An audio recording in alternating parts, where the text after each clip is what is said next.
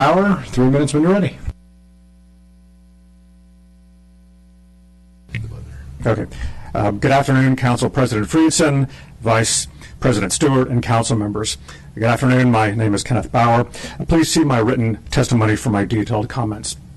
I urge you to remove funding for so-called stream restorations from 4 projects in the Conservation of Natural Resources category and from the Stream Protection SVP project in the MNC-PPC category. To be clear, I'm not asking to decrease funding for DEP or parks. I'm only asking that funds be shifted from stream restorations to out-of-stream stormwater control projects that actually work to decrease stream erosion.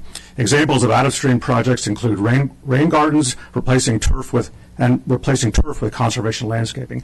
These types of projects keep stormwater runoff out of streams in the first place and are the only way to fix the root cause of stream erosion, which is uncontrolled stormwater runoff from impervious surfaces such as roads and parking lots that fire hoses into streams.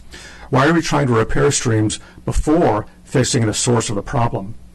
This is simply throwing away millions of tax dollars. To be clear, I'm not against infrastructure protection projects, for example, to fix exposed sewer lines in streams, but these are not stream restorations.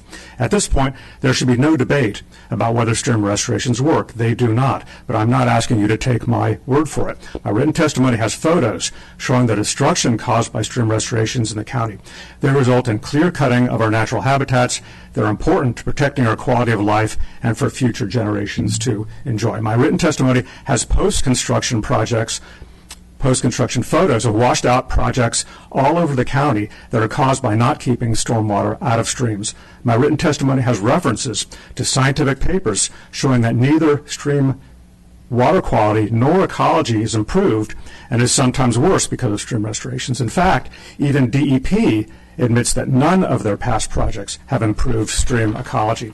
DEP claims that stream restorations are cheaper than out-of-stream projects.